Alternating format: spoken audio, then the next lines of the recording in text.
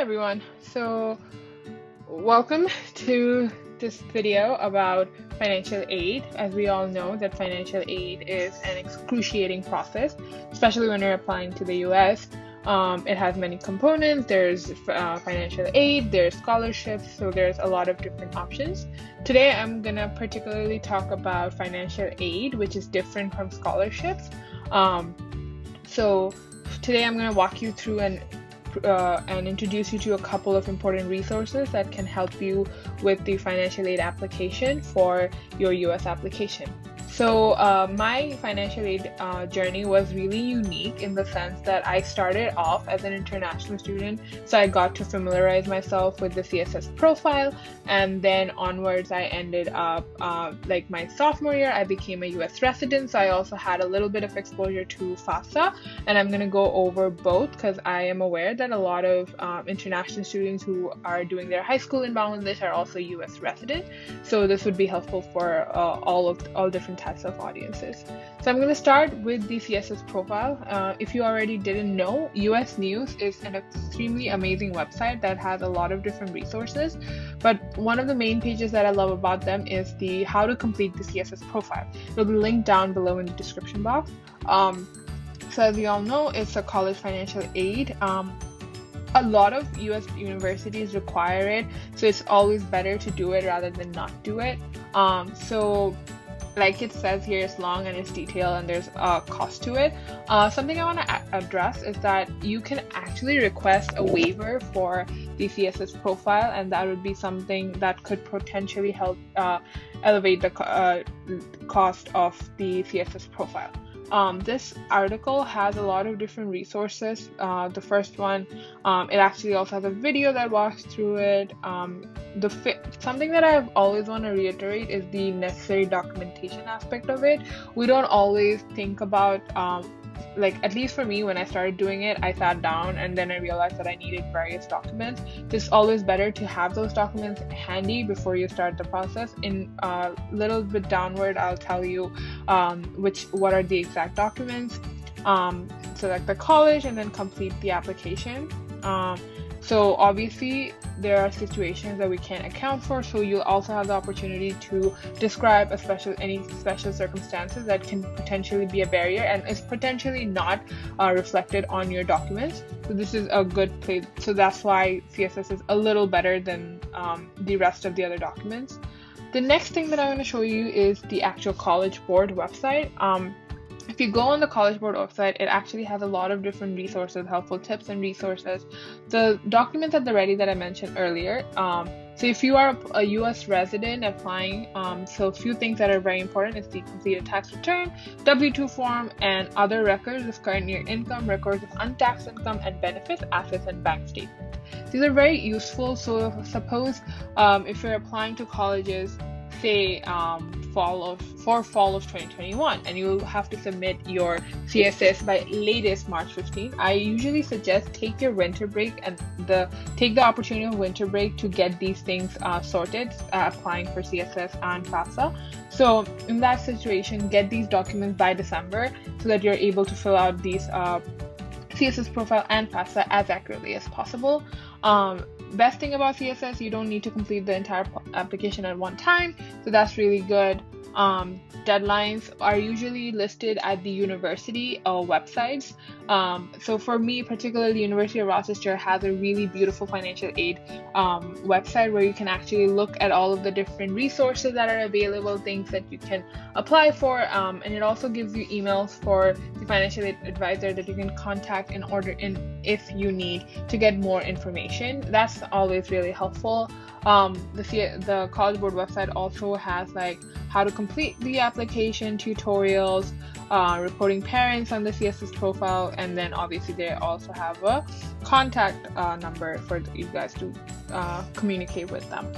The next thing is this PDF file that actually goes over how can you what are the process, what it is, and when do I complete the CSS profile, who must complete the CSS profile.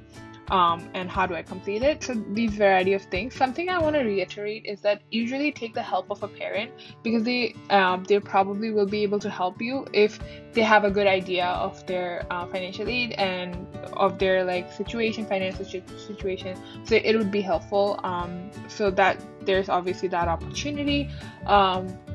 So if you want to do it by yourself, that's also possible. I know I did it, but always make sure to double check the numbers, because it can be a little tricky if you put in an extra zero, which changes the value and things like that. So obviously it's very important to be to pay very close attention when you're filling out these documents. So so make sure to double check those. All right, so that's a very, very brief overview of CSS. Now let's talk about FAFSA. So the difference between FAFSA and CSS are two very things that really stand out for me. The first one being FAFSA is completely free, but it's also only for US residents. And the second thing that always stands out for me is FAFSA is relatively easier to do compared to the CSS profile. When you log into your CSS account, your College Board account, and start doing this, you'll notice that the CSS is relatively detailed, because it goes into your various assets, and it also asks you questions that can help explain different discrepancies within your financial documents. And it is always also very important to fill out the CSS profile as accurately as possible, and same goes for FAFSA, because if you get accepted, these universities will also require you to send in various documents that they need in order to verify that the information in your CSS were accurate. So it's always good to have those documents handy when you're filling these out. So looking at FAFSA, the application opens on October 1st, and then it says no later than June 30, 2021. I know it says that, but I think it's always better if you submit it by the deadline that your university has set, because they're the ones who are going to be deciding. The financial aid counselors are going to be the ones who are going to be working behind the scenes. It's always easier on them if we send it in as soon as possible. For me, I believe it's been March 15th for the last 4 years. I graduated, so I haven't done it this year. So that's a really important factor. Like here it also mentions use your tax return. That's always very I cannot stress enough how important your tax return is going to help you with this whole process, so definitely keep that in mind. And then fill out the FAFSA form. And something to remember, FAFSA is used particularly to identify your how much financial aid you're going to get. This comes from the US government. This is completely different from the various scholarship and various merit-based aid that the university will provide. Even if if you think you have a really good shot at a merit-based scholarship, you still should fill out these forms so that you're able to qualify for federal aid if needed. So there's obviously something that you should keep in mind. So step 1 is very much just your basic information. You put your social security number, and then you go on to explain these different documents. Something, if you're a US resident but not a citizen, definitely put your alien registration number. And then there's high schools and high school cities. Something I like to mention at this particular point is that if you're studying abroad, and obviously my high school was Green Herald, so I had to put in that, and oftentimes it doesn't show, and if it had a drop-down menu, it wouldn't show up because it's in Bangladesh, and FAFSA is particular for the US residents. So it's easier it's beneficial if you just type it in instead of using the drop-down menu. Then it also asks you about your student income. A lot of students end up having an income before they graduate high school, so it's helpful for them to figure out how much you can contribute towards your own education. So this is also have your tax return as well, not just like your parents or family members. So that's obviously something that you should keep in mind. And something to notice about FAFSA, and I guess this also applies to CSS, is that when you're filling this out, for example, if you're filling it out in 2020, you have to use your 2018 tax return documents. It's tricky, but this is how they do it. So make sure to keep that in mind, that you need your 2018 tax return. So keep that in mind when you're doing these forms. For US residents, keep your W-2 handy as well, as that will prove to be beneficial.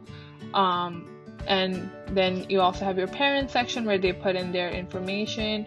Again, it's 2018, not 2020, so that's definitely something to keep in mind when filling out these forms.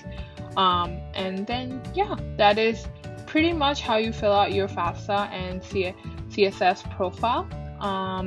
And make sure to check out the Virtual Vine website, which is virtualvine.org, if you want to get more content or get connected to first generation students and international students, and they can help you guide and help you connect to different resources needed that can help you with your college application process. Thank you so much, and do subscribe.